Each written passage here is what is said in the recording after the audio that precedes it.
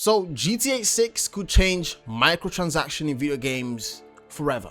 Like, it could open doors that we never thought could be opened, or could open doors that developers have been waiting for. You know, there's big companies like Nintendo, PlayStation, and it would change the landscape of gaming for good, right? So obviously GTA 6 is gonna be a behemoth of a game, and everyone is anticipating this game.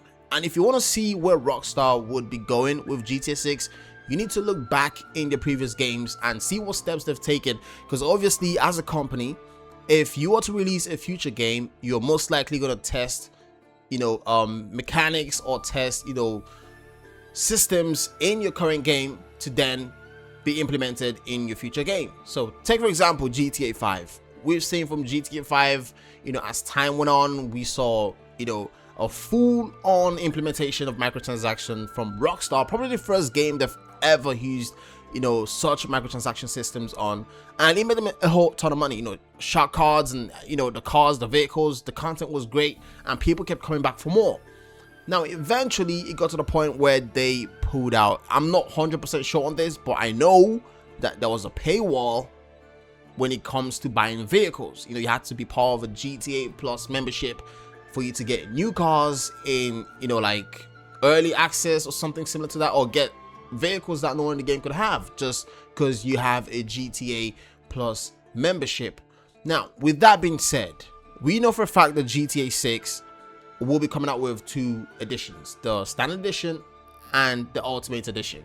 And the Standard Edition is going to be, kind of lacking a few features that would be in the Ultimate Edition, which means, from what I've seen and from what we've seen from the release of Rockstar and what they've put out there, there's some stores and some vehicles, liveries or paint jobs, or car modifications that you wouldn't have access to unless you have the Ultimate Edition.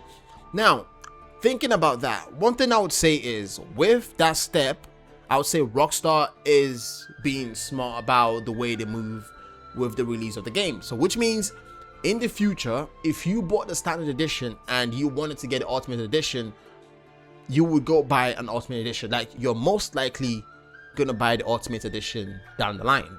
And when you decide to do so, the Ultimate Edition is gonna be bought directly from Rockstar, because the game does not have a physical copy. Yes, it has a physical copy, it has a case, but there is no disc, which means if you want to buy the game or buy an extension or DLC of the game, you need to purchase that directly from Rockstar. And you wouldn't be able to go to GameStop to buy a GTA 6 used version of GTA 6 because there is no disc. So which means you need to buy it directly from Rockstar, and that would make Rockstar more money. Now, with that out of the way, we know from what we've seen, there are a few locations in the game, or a few access points in the game, that are going to be behind a paywall. And I just want to give you this chain of thought, right? Just, what if GTA 6 is to have a DLC? What if GTA 6 comes out with an extra map or extra storyline after the the main campaign, or the main game sometime down the line? What if this is the case? Would you need to pay extra to have access to that location?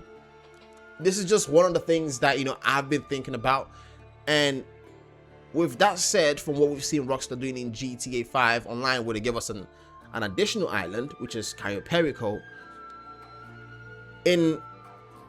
if we're to extend it into GTA 6 and how that would make sense in Grand Theft Auto 6, bear in mind GTA 5 Online is a test. It is the first full-on online game Rockstar ever did. So that's a test. So whatever you've seen in GTA 5 Online is gonna be full-blown and full-fledged out in GTA 6. And this is no brainer. This is by design. This was all a plan. GTA 6 Online will be the biggest gross income Rockstar has ever made.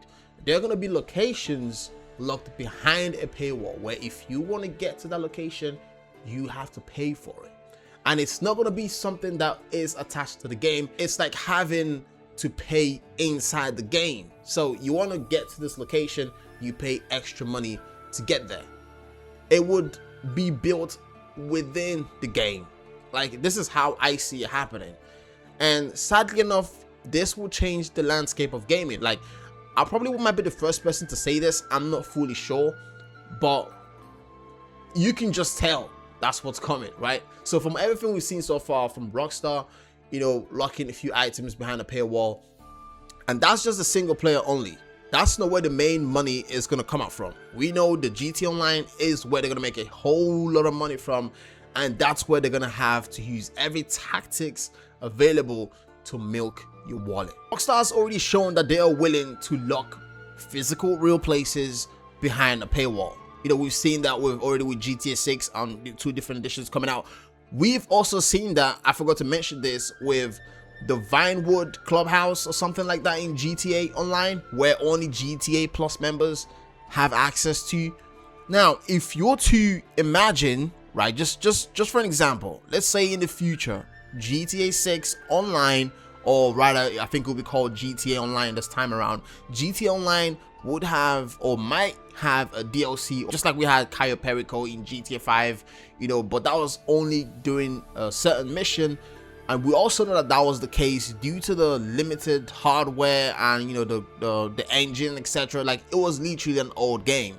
But now they're building a new game, there's a high chance that they're able to add an external location to GTA Online. You know, apart from Leonida, you might have like an external place you could visit. What's really stopping Rockstar to put that behind a wall? I mean, you can play in Leonida because you own the base game, but if you want to play outside Leonida in a different city, you need to pay. And bear in mind, we've had rumors in the past, way before GTA 6 came out, everyone was talking about how GTA 6 or next GTA Online game is going to have multiple locations, and it's going to be a GTA Online, a togetherness of different maps.